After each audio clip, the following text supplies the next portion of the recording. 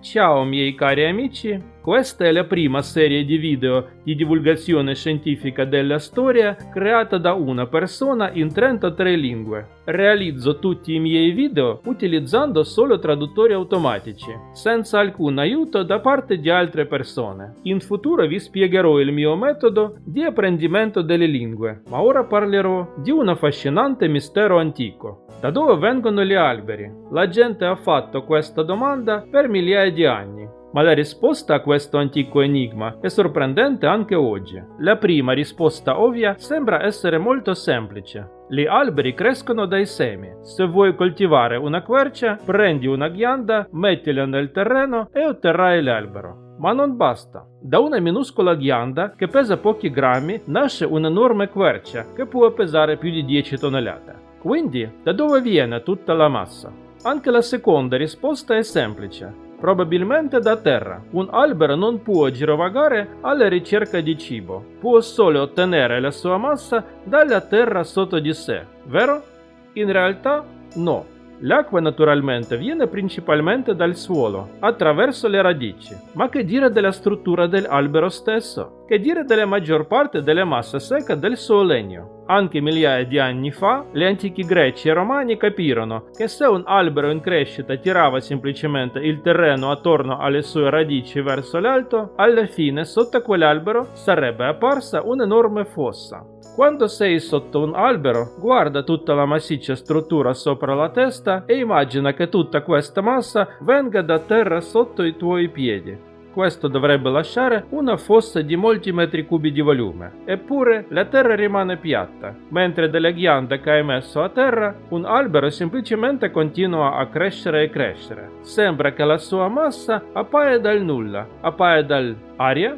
Eh sì, questa è proprio la sorprendente risposta al mistero. Gli alberi prendono il componente principale della loro struttura dall'aria. Quindi, come succede? Attraverso un processo chiamato fotosintesi. I corpi di tutti gli esseri viventi sul nostro pianeta sono costruiti da lunghe molecole, proteine, carboidrati, acidi nucleici, grassi e altri tipi. Tutte loro sono semplicemente lunghe catene di atomi di carbonio, con atomi di ossigeno, azoto, idrogeno, fosforo e altri elementi attaccati o inseriti. Ma dove puoi ottenere il carbonio per farli? Dalla nostra atmosfera, da molecole di diossido di carbonio. Le piante, le alghe e i cianobatteri catturano molecole di anidride carbonica dall'aria, strappano ossigeno, lo restituiscono all'atmosfera in modo che possiamo respirarlo e usano atomi di carbonio per formare molecole lunghe, ad esempio glucosio, che viene utilizzato per produrre cellulosa, il componente principale del legno.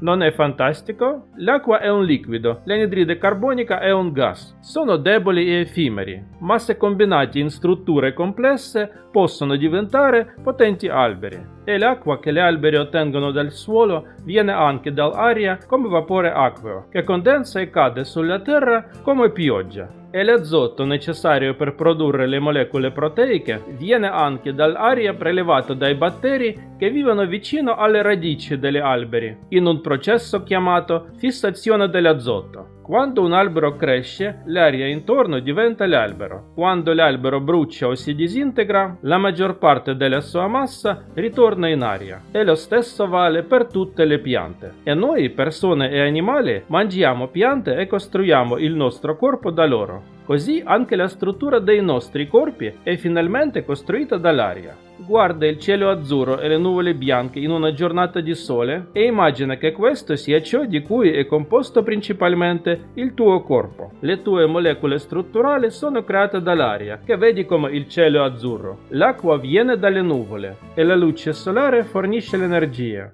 D'altra parte, quando ci troviamo in un vecchio cimitero dove crescono molti alberi, possiamo pensare che i corpi dei defunti siano sottoterra. Ma ci sbagliamo. Il fosfato di calcio, il materiale inorganico che rende le nostre ossa dure e forti, rimane davvero lì, ma altre strutture complesse, dai tessuti alle molecole, si disgregano e vengono riassorbite dalle piante che vediamo intorno a noi. I corpi dei morti in un cimitero non sono nella terra sotto i nostri piedi. No, sono diventati rami e foglie, nel cielo sopra le nostre teste.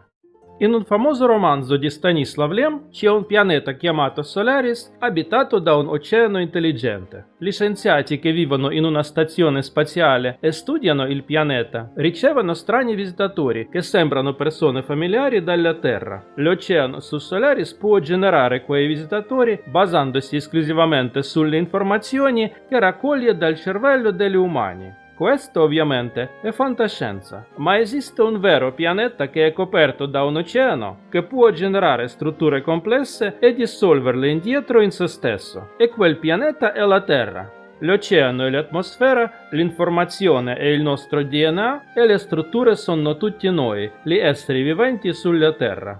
Il carbonio sul nostro pianeta circola tra due stati, molecole semplici di anidride carbonica disciolte nell'atmosfera e molecole organiche complesse nei nostri corpi.